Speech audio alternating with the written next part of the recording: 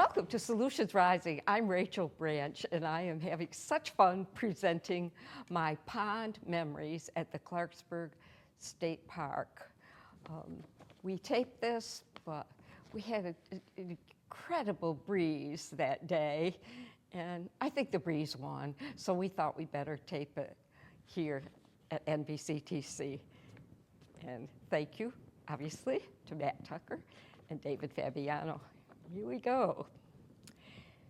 This is Clarksburg State Park, History at the Park, Pond Memories. This is pollywogs, galloping, backpedaling, and undercurrents. Welcome to Clarksburg State Park for what we hope will be an enjoyable History by the Pond event. I'm Rachel Isbell Branch, and I'm going to fill your hearts with pond memories, some historic facts galloping forward, and some backpedaling through the undercurrents. For me, this is the Beach Club, a place of nostalgia, joyful childhood memories, and a place I love. First, thank you to Max Webb, not Jack Webb of Dragnet, just the facts, ma'am, the park interpreter who has made pond memories possible. My presentation will not be a watered-down edition, but waves and waves of historical fishing for facts. It all began in Voluntown, Connecticut, with Benjamin Gallup, galloping up to Dalton, Massachusetts in 1770. Benjamin was my fifth great-grandfather, a founding Dalton community member, an inventor and manufacturer of plows, spinning wheels, and reels, who lived to be 102. He thought one ought to mind one's own business. For those of you who know me, I could never have adhered to that, being a nosy child, to become an even more curious woman. My fifth, fourth, and third great-grandfathers are buried in the historic Dalton Cemetery, right down the road from where I now live. My great-great-grandfather, William Witherell Gallup, headed north to Clarksburg to build Mansook Farm, right up the road from Clarksburg State Park at 161 Henderson Road. He was a farmer and a state representative in 1891. Mossert's Pond, as so many still call this beautiful pond, was also known to some members of my family as Mansook Pond. I only knew it as a child as the Beach Club. Mansook Farm was a huge farm. Harvey Gallup, my great-uncle, asked his father to fill out two diaries in 1897 and 1898. I thought you might enjoy the quotes from September 8th, 1897, and September 9th, 1898. 1897, quote, "Up in fair season and spend some time deciding whether it would rain or not, concluded about 9:30 a.m. It would not, and started for Middlefield to a cattle show. The show of cattle was good, very good cloudy day," end quote. 1898, quote, "Weather good and harvesting corn for the silo goes on, and the big meadow is cleared. C.L., his son, goes to look for sheep and finds 2-year-old Hallison heifers dead. I went to North Adams this p.m., go get the mail and paper and some steel wedges for splitting logs, making cider at the mill this autumn." Since this is Grandparents' Day, which Max and I chose on purpose, I want to honor both of my grandmothers and connect them to the Beach Club. My grandmother, Rachel Claire Ferguson Isbell, guess you know who I was named after. She called me her little namesake. Grandma Rachel was my mother's mother, Vera Vernon Isbell Flood, and grandmother to Marie Briggs, a teacher and my first cousin. Ree married John Henderson from Williamstown, and her sister-in-law was Marcia Henderson, a movie and television star. For those of us seasoned citizens, we might remember Marcia starring with Rock Hudson in Back to God's Country, or in the TV series Dear Phoebe with Peter Lawford. I remember meeting Marcia as a young girl who idolized Rock Hudson and was just just enamored when she told me that she had had dinner with him. Oh, my heart just throbbed with yearning. I believe Henderson Road was named after this family, and Marcia and her family members are buried in the Clarksburg Cemetery. Our family genealogies carry so many, many stories. Backpedaling to the Gallup lineage, my great-grandfather, Arthur Gallup, was treasurer, then president of Arnold Printworks, the largest employer in North Adams. He was born in 1851 and grew up on the farm. This is one of my ancestors I would really love to meet. He loved children, the trees, the moon, and the stars. I envision him sitting here by the pond, looking out and listening to the trees, looking up at the moon and the stars at night. Maybe here, but definitely up the road at the farm. I did not know growing up the unimaginable wealth in my family, and I believe if you are blessed with great wealth, you have a responsibility to your community and the world. My great-grandfather was the epitome of that belief and gave extensively, mostly anonymously, to our community and beyond. And Clarksburg State Park and the conservation it embraces is one of the beneficiaries of his legacy of enormous contributions. Oh, but wait a minute. On the wall in the Nature Center, it gives the credit to my grandfather, George Burnside Flood, and some of that is true. But the undercurrent and backpedaling took me to the Registry of Deeds to find and clarify where this property and its gift to the state actually came from. It was from the Gallup side of my family through my grandmother, Marion Eugenia Gallup Flood. I really loved my grandmother, and every moment I spent with her was a treasure to behold. I did not remember or ever know about Mayansook Farm until around 2008, when I identified it through a picture of my step-great-great-grandmother, Florence Houghton Gallup, holding a chipmunk in front of the porch with the lattice on it. The only farm I knew of was the farm at 830 East Road with the big red barn. Even to talk about the farm, I remember hearing my grandmother whistle and could smell in my mind's eye the home-baked bread coming out of the oven with homemade strawberry jam to spread all over the warm bread. At the farm up the road, I remember gleefully running down the hill, whirling a wrought iron hoop with a wooden stick, trying to keep up. Marion Eugenia Gallup Flood was a profound example of contributions to our community. From the time I was a child until the end of her life, we had the best conversations on politics, history, about music, art, and life. And after my father passed away, she gave me my very first dog, a beautiful champion line silver poodle named Ragtime Peter Pan. Okay, I know what is on the wall at the Nature Center that states that my grandfather bought Clarksburg State Park from Arnold Printworks in 1927 for $26,500 and sold it to the state for the same amount in 1954, a few months before his death, purchasing it, quote, for the youth of the North Adams Beach Club, end quote. But I now know that that is only part of the truth. This incredible park came into being through the Gallup family, Arnold Printworks, and in particular, through my grandmother, who bought the mortgage from the Mosserts in April of 1907. When we research history, I think it is very important to keep digging to get to the core of the story.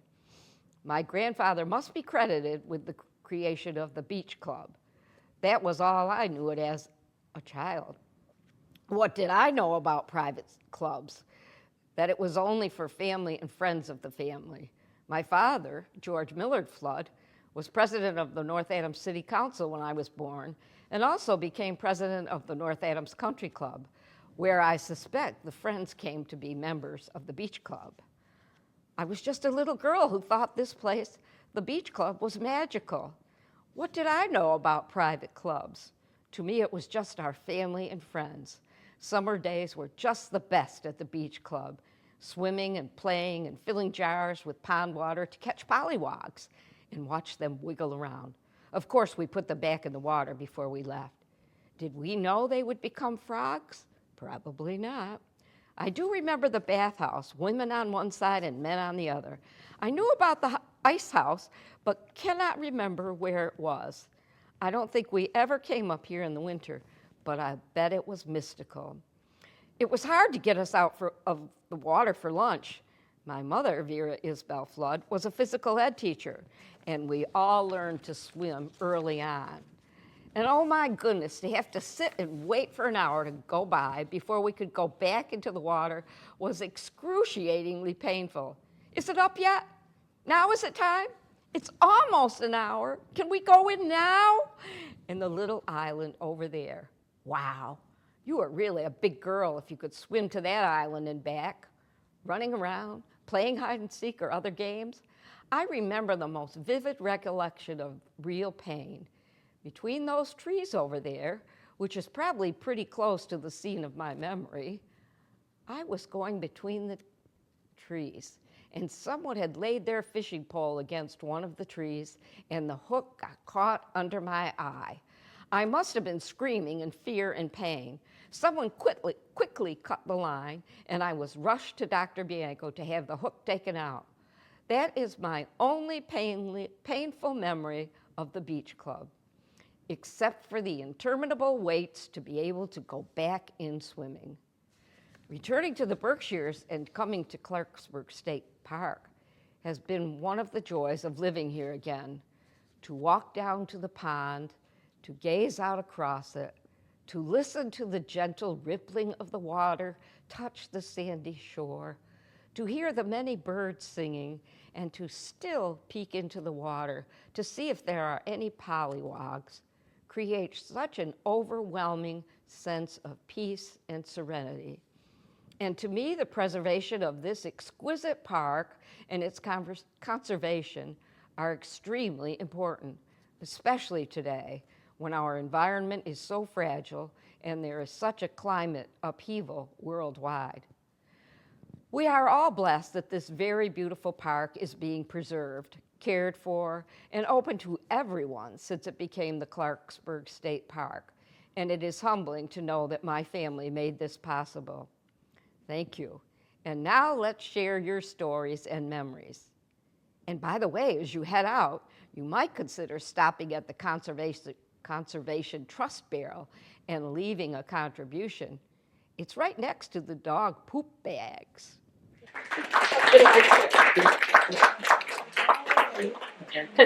This was a joy. I know you have some. I know you have some fun memories. Oh, well, we were the ones you were talking about that weren't invited to come to the beach club. We didn't belong to the country club to begin with, so. Why not? Wasn't everybody welcome to the country club? Well, not at the beginning. It was, and you were right. I don't want to blast your blood heritage, but. Oh, absolutely. He married for money.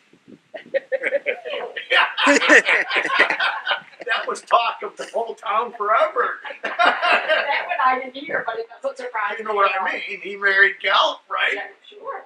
Well, Galps had the money. Flint didn't have a dime. Well, they did well. Well, His yeah. father had They did well.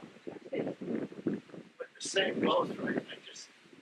I feel like being a grease monkey, and a Catholic, which was another reason why you probably couldn't join some of the clubs either. Well, I remember going to a class reunion and Harold Salisbury and I said, "Oh, do you remember up here? We did it at the country club. Picking pussy willows." And he said, "No, Rachel." And then I thought, "Oh no, everybody." The country club? No. It's supposed to get everything my whole life was about. But yes, we have to speak about it. So, but anyway, we enjoyed it after hours. Yeah, I show how it is. It was kind of like, even if we didn't really want to come, we had to just approve we could sneak in and use the beach. And the story of the beginning, I think we should to talk about. Why are you talking about that? Because you know a little bit more. It was handed down through the old timers and Roger would have jam sessions every 10 o'clock in the morning. And the old timers would come in. And they said that it was, originally it was cleared in a field, but it had brooks running through it. And the owner back probably Mossers, the early part of it was, anyway, he had a pony that he used to brag to people about being kind of fast. So it started off, somebody would say, well, how about racing against my pony? So he'd come up and it would run around the track, you know, makeshift track. And then all of a sudden it got out bigger, and pretty soon there was like 5 or so people who were coming to these races. Of course, a horse race has to have some money involved or it's not worth watching. Right? But according to folk tale, the wife, who was a staunch religious person who was against alcohol and gambling, was upset about the whole thing going on. And she hired a crew to come in, and they blocked off the brook here, leading off this side, and the other brook on the other side, and she flooded the pond, or made a pond. So when he came back out a few weeks later, his racetrack was destroyed, and they built it up bigger and bigger, and they made Waffles Pond. So, I don't even think I knew until I came back here that it was a man-made pond. yes. And while I'm here, I'd like to introduce Corey Woodcock. Corey is my cousin, and that's the Minnesota farm. Family is still there, and I met these cousins because I was so nosy and drove in there and said, I think I'm related. And this has started a whole wonderful part of my family that I never know. Anybody else who would like to speak? Any unmentionable stories that you want to tell? We can turn the mic on. Anyway. Oh, good. That was Patty earlier. As a child, Tell your name, please. Pat Morrissey, Yeah. formerly Pat Walden. Okay. Yes, and as a child, my mother would take myself and my younger sister up here for swimming lessons that were given by the Red Cross, American Red Cross. Now, was this when it became a park? It was Mossert's at that time, known as Mossert's It's Pond. still no. There's still Yeah. people that call it Mosser. I do. Yeah, those are my memories here. Oh, I remember the ice cream. I don't even know if that was connected to the family. Wasn't it great ice cream? It was great. Yeah. On State Street? Was that on State Street? Mosser? No, they were on Holden Street. Hmm. Yep. There you go down Oh, I'm thinking of modern Dairy. Yeah. Yeah, that was good too. Yeah. But as a child, we took the Red Cross lessons, and, Wow. but my mother told me I could not get the certificate because I passed in everything, the test, but because I was too young. So So you got discriminated against because Yeah. of age. that's right. That's just terrible. But yes, it has a Some lot of of that's being corrected. Anybody else like to speak? Rachel, I can say a few more things about Yeah, you the could probably- pond. I don't know the years of things, but at one time, way over on that far side, the pond was used for ice. They would cut great big chunks of ice and store it in a big facility over there. I wish I knew more about that part of the pond, so if anyone knows more about that, please let me Actually, the know. ice house was right here. Oh, it's over this Right way. here. Yes, right here in this cove. Oh, thank you. When the water's, when they drain this every couple of years or whenever they do, you can actually see some of the timbers in the foundation of the ice house right here in this cove. Oh, cool. And do you know what years it was operating? Yeah, way back. Some of it went on from the little bit I've read, and I remember the ice house, I think in the 30s, it looks like the Mossards leased it Oh, okay. from my grandfather. Oh, interesting. Okay. Yeah.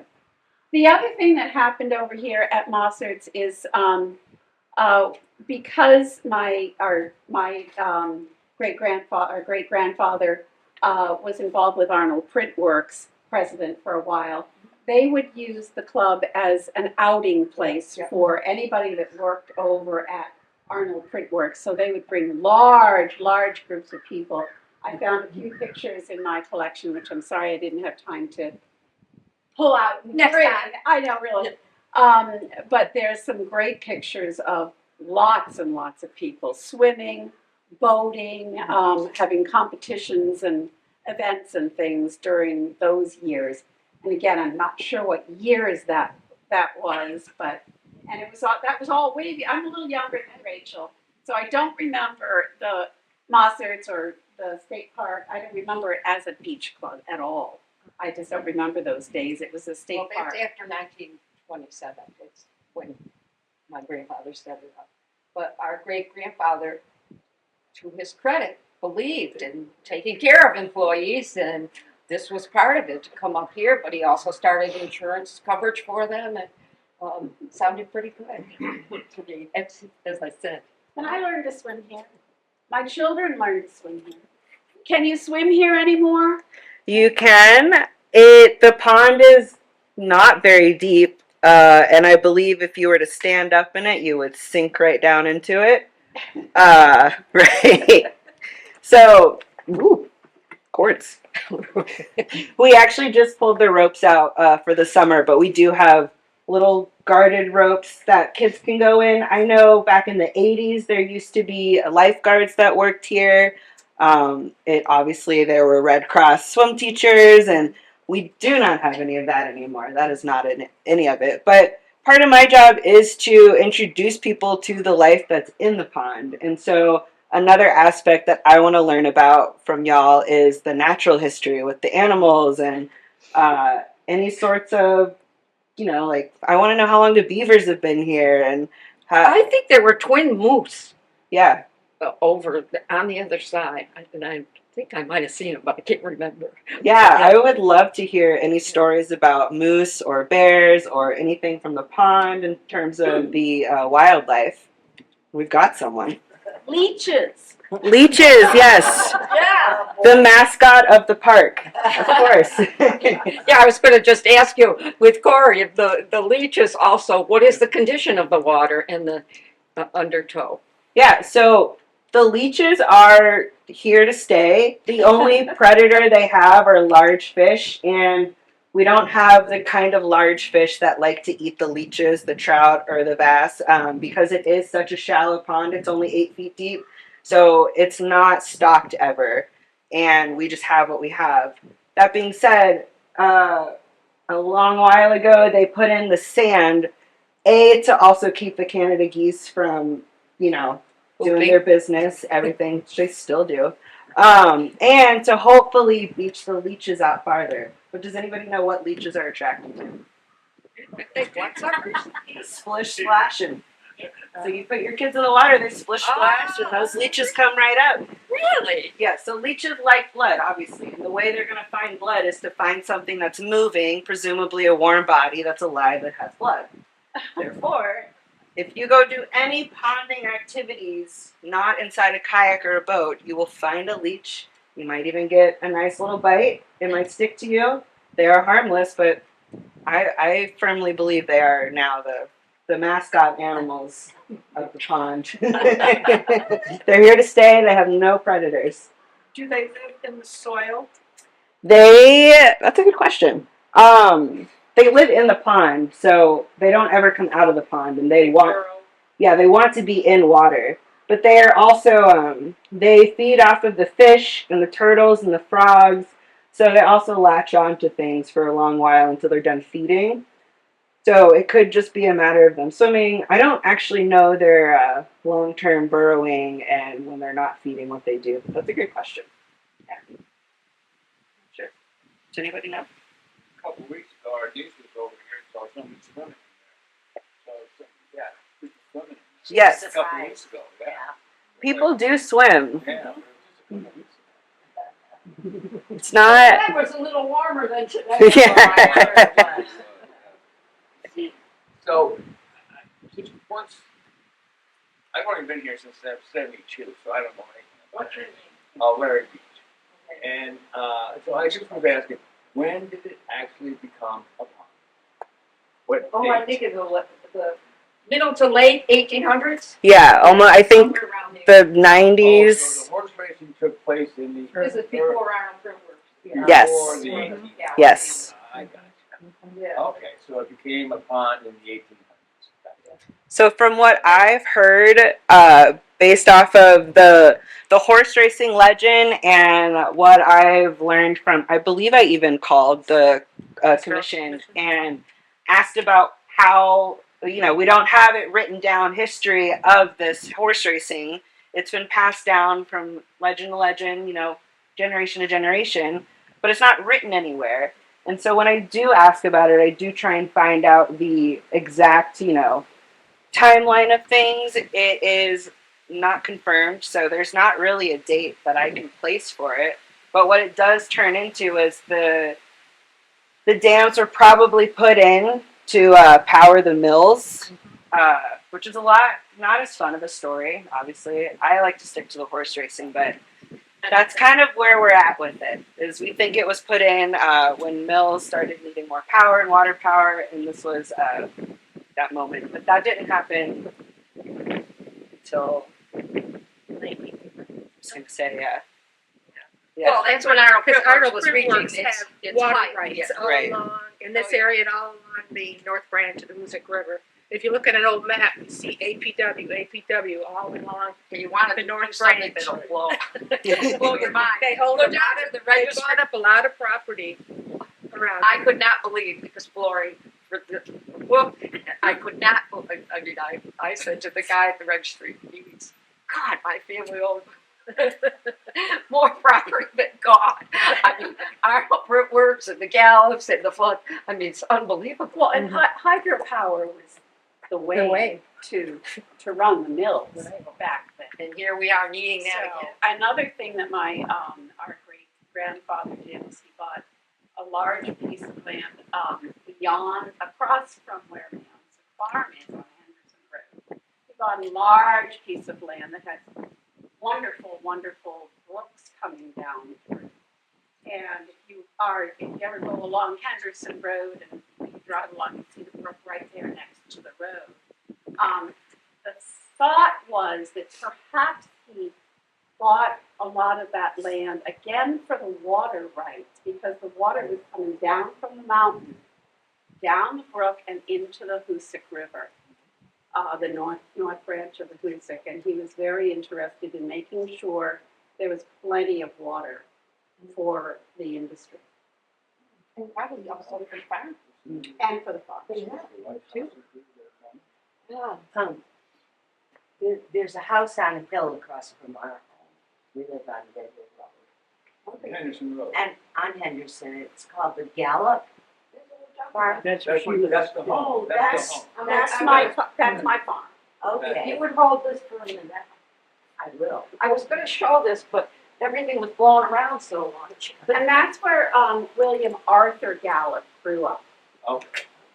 You can get this. Along We with- can get this in the North Adams Library. Oh, okay. This is, I will call up the tribute. You can't take it out though.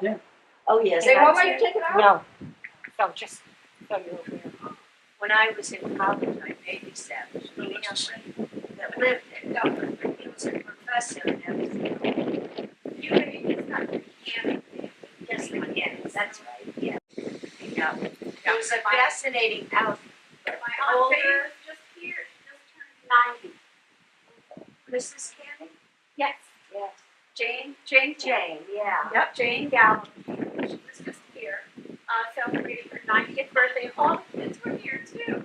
Were they? They I come- babysat them. They come every year for a couple of weeks and stay at the house. It's a wonderful. A lot of them house. still live in England. Yes. Yeah, so, oh, that's interesting. The Jane calls the North Adams Library and says, "You know where Rachel is?" She tracks me down every time she's here. Oh. And they had wonderful 90th birthday celebration. She lives in Canterbury, New. And of course, the family came from Bridgeport. And, long history. It's just incredible. Didn't your grandmother live on East Road here in Clarksburg? East Road, that's what I talked about. That's why I said their farm I knew nothing about. The farm I knew, and those are undercurrent stories that I learned more about from James Yannick. There was a separation there, but yeah, it's the Red Barn, and that's the only farm I knew growing up. Okay. I didn't know until I drove in and said, "We're related," because, like as I said in the story, because I have a picture of my step great grandmother, who's Corey's great grandmother, Florence Houghton Gallup, and she's holding her chipmunk, and she's standing in front of that porch with the lattice on it, and that's how I found the house. And you know, yeah, Can you tell us where the house is? Because just right up the road. You know Sure, where setting Clarksburg with the Cemetery business is? as well. Just a little bit Before. up, and it's to the left. Oh, On Is East it the Road. White House on the left? Yeah. so like Mr. Welsh lived there? No, that's my grandmother's the other. Marion Gallup Oh. Lodge. I don't That's know. that's the farm I knew. The farm yes, Corey yes. knows Yes. is the picture I just showed. Yes, I understand. Okay. But this I was, don't know the name of I it. just show you this. This was a huge, really huge farm, and all the, all the things, the animals they had on that farm. Amazing, beautiful. Yeah, really big. So, and I learned about Mansfield Farm, that name, from Paul Marino. Oh, yes. Paul is really the North Alps. He is a fountain of him. He is absolutely, we're friends, and I've known him for a long time. Circle of that. So, yeah. So you can't take your book out, huh? I have a question about the Mansook. There used to be these large boulders that were part of the going down to the river. I think it was like a break and slope. There were these boulders with Mansook. There used to be long ago, and I believe it was in I'm guessing 70s. So I think I was in college. Yeah, at one point we found rocks on the hillside. We were exploring around. Probably early 70s, maybe late 60s. And we found all these rocks and realized that it's spelled out Mayunsuk. I think it's spelled out Mayunsuk Guernseys. Because they had Guernsey cows. And so we found these rocks and we painted them up and, cleared away and set them out. It was really cool. And then we came back and someone had moved the rocks around and it said, "May you suck." Mayunsuk. So we let it all grow up. There were some rebels around town during that part of the time. Does that have something to The do with Gallup silver was stolen, I think, 4 times. the Gallup? Well, Silver, the Gallup silverware was stolen many times. It had, G on it, so you think, somebody wouldn't steal a monogram silver. But it always got returned. So. And now one of my cousins has it, so whatever. When I have to tell the Gallup silvers, my grandmother told when I had folks I want raised with that myself. She had a 21 piece Gorham Strasbourg patent silver. I never saw it. Can you imagine what would I do with 21 pieces? I know. I know that. It isn't that. It's your grandmother giving you something. It's not the silver. It's the memories and Yeah, so we just, kept it going for a while until someone changed the name. But doesn't that mean something like But it's Mansook there. all grown up But so the much. boulders are still there. We keep kind of trying to decide if we want to cut those trees down and open Oh, that up. But Yeah. I'll I vote kinda yes. Yeah. I vote yes. Yeah. I miss seeing our house is across the river right there. So we'll have to talk. You'll have to tell me where you are. I probably look at your house all the time. Yes, well, now that the trees have The all trees have grown grown up. We can't. Yeah, but when I was a child, I remember seeing Mayonnaise Farm. There on the hill, they whitewashed the gardener, I think, or the caretaker would whitewash them every year, my parents said. And they built our house, and we moved in 1952. We think that the farmhouse was built mid-1800s by 1851. by William Witherell Gallup, our great grandfather. Yeah. Isn't Mayon's something like two brooks come together or something? To the best of my knowledge, the thing that's been passed down to me is that Mayonnaise means bend in the river. And if you look at the way the Hoosick River goes down there, it's quite a huge Down there by Many Forks Farm. bend, couple of bends. Yeah. The Many Forks Farm in one little nook of the bend, and then we're over this way. But it's in an interesting way it bends around it. Anybody else like to comment? Did they have a tram from North Adams to Mossert for people to? No, as far as I know, it went as far as Red Mills. I know in the early 1900s there was a big push to bring it up further. It went down to bring it up to this area. It was trolley car. There was a trolley car, yeah. But as far as I know, it never But went it past just Red went Mills. back down, right from Taylor's Bridge. They would have buses. I think Mossert would hire a bus from the end of the trolley to bring people up here. How do you know that? Oh, just research for the historical commission. I know a lot of things that's in there, but it's hard to Oh, it to was bring wonderful forward. meeting all of you at the Yeah. Historical Commission. And if you all, have your memories, please share them with us at the historical commission. Clarksburg. Where is it historic? We're in the town hall. You're in town hall. Is everybody cold enough yet? Sun's out, it's all black. I would have said I have enough sense to go out, get out from the hot. Anyway, this has been absolutely delightful. Thank you, everybody. Great. Thank you.